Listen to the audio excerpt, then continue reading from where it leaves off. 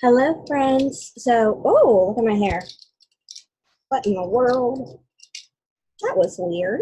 Okay, so I said we were going to read a chapter book, and drum roll. We're going to read The Chronicles of Narnia, The Lion, the Witch, and the Wardrobe. So I am going to post this in my K2 Connects You.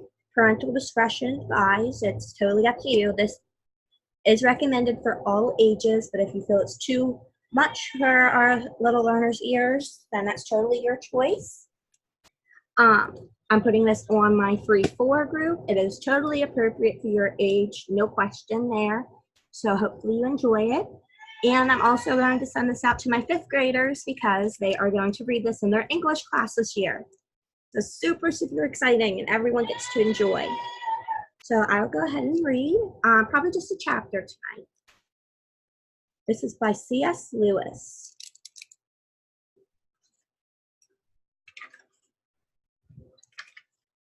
Gotta find the first page. Okay, so a bit of summary.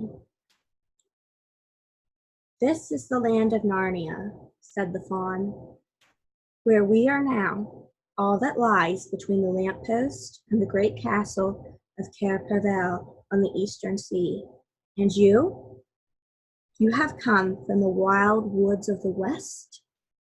I go in through the wardrobe in this fair room, said Lucy. What begins as a simple game of hide and seek quickly turns into the adventure of a lifetime when Peter, Susan, Edmund, and Lucy walk through the wardrobe and into the land of Narnia. There they find a cold, snow-covered land frozen into eternal winter by the evil White Witch. All who challenge her rule are turned into stone. Narnia, once filled with all manner of talking beasts, dwarves, giants, and fauns, is now a dark, joyless wasteland. The children can only hope that Aslan, the great Lion King, will return to Narnia and restore beauty and peace to the land. But will the power of Aslan be enough to conquer the dark magic of the White Witch? Now considered a classic, The Lion, the Witch, and the Wardrobe is C.S. Lewis's second book of the Chronicles of Narnia, which has captured the imaginations of children for several generations. And it's the second book, but the first book takes place like way, way, way before. It's called a prequel. And although it takes place before, it makes more sense to read it after you've read all the other books, which I know is confusing, but roll with me.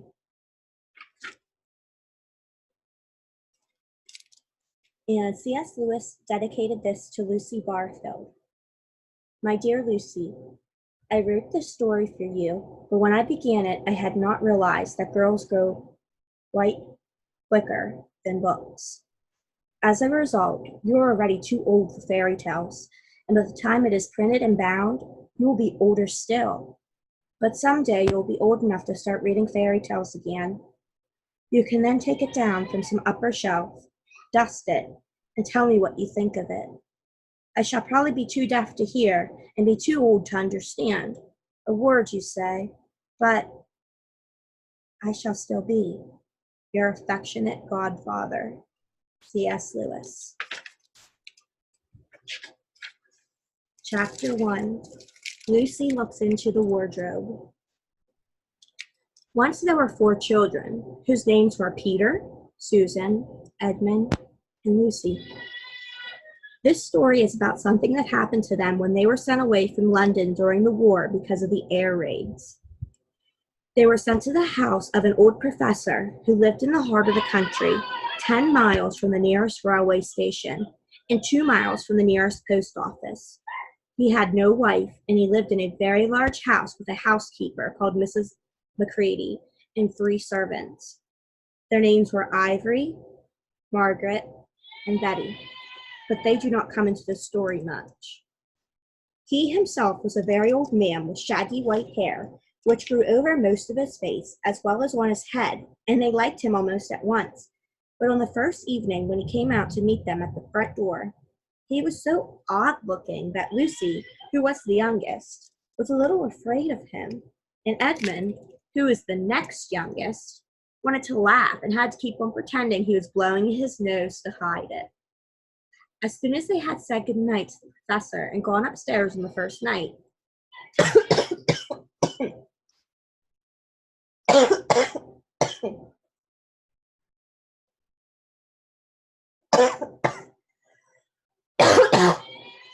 I'm having a heart attack.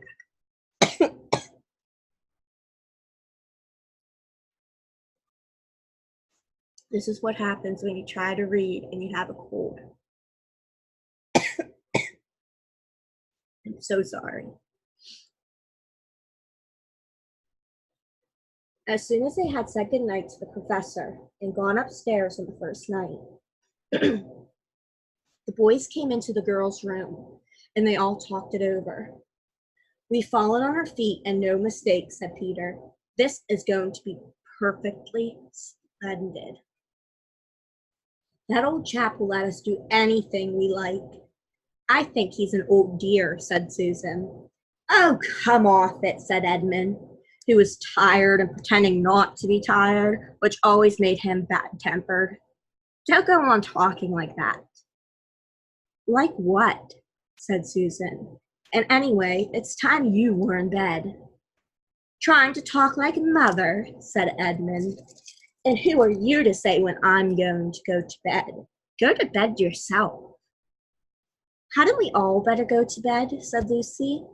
There's sure to be a row if we were heard talking here. No, there won't, said Peter. I tell you, this is the sort of house where no one's going to mind what we do. Anyway, he won't hear us. It's about 10 minutes' walk from here down to that dining room and any amount of stairs and passages in between. What's that noise? Said Lucy suddenly. It was a far larger house than she had ever been in before, and the thought of all those long passages and rows of doors leading into empty rooms was beginning to make her feel a little creepy. It's only a bird, silly, said Edmund. It's an owl, said Peter. This is going to be a wonderful place for birds. I shall go to bed now. I say, let's go and explore tomorrow. You might find anything in a place like this.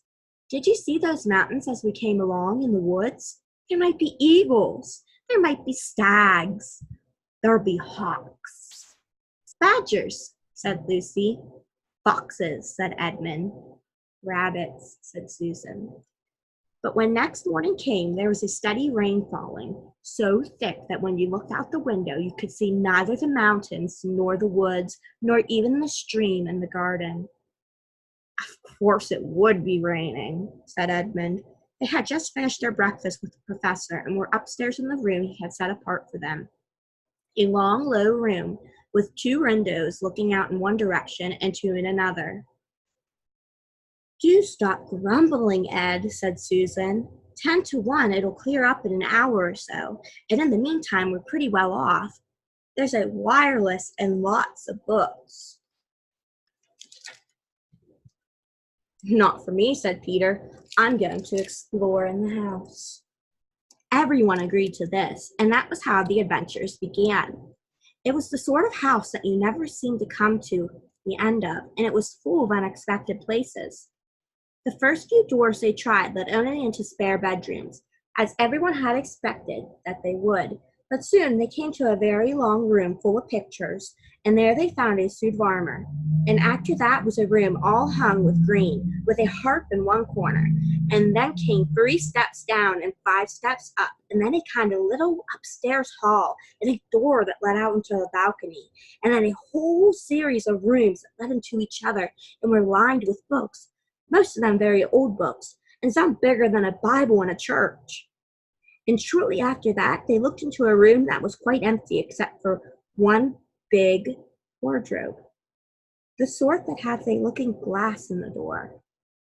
Looking glass is a mirror. There was nothing else in the room at all except a dead blue bottle on the windowsill. Nothing there, said Peter, and they all trooped out again. All except Lucy.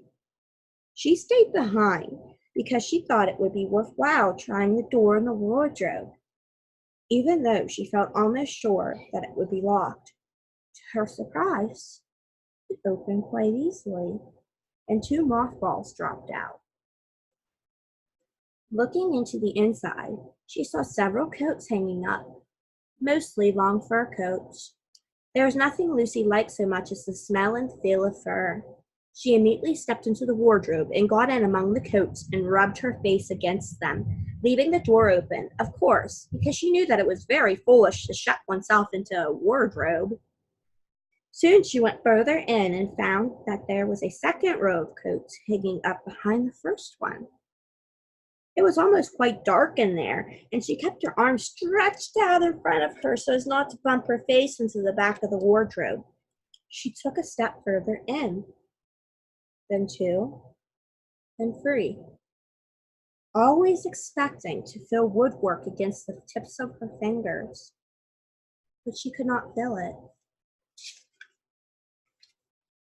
This must be a simply enormous wardrobe, thought Lucy, going still further in and pushing the soft folds of the coats aside to make room for her. Then she noticed that there was something crunching under her feet. I wonder, is that more mothballs? She thought, stooping down to fill it with her hand. But instead of feeling the hard, smooth wood of the floor of the wardrobe, she felt something soft and powdery and extremely cold. This is very queer. Queer meaning silly,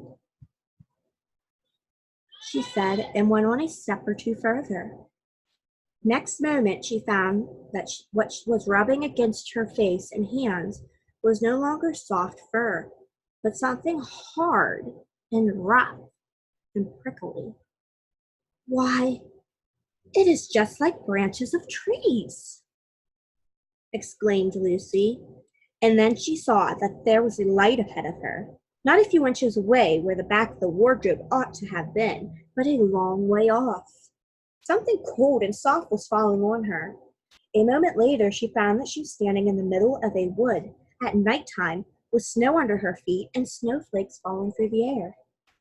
Lucy felt a little frightened, but she felt very inquisitive and excited as well. She looked back over her shoulder, and there between the dark tree trunks she could still see the open doorway of the wardrobe, and even catch a glimpse of the empty room from which she had set out. She had, of course, left the door open, for she knew that it is a very silly thing to shut oneself into a wardrobe. It seemed to be still daylight there. I can always get back if anything goes wrong, thought Lucy. She began to walk forward, crunch, crunch, over the snow and through the wood toward the other light. In about 10 minutes she reached it and found it was a lamp post.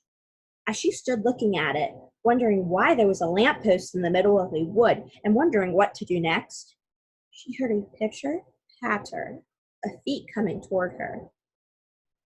And soon after that, a very strange person stepped out from among the trees into the light of the lamppost.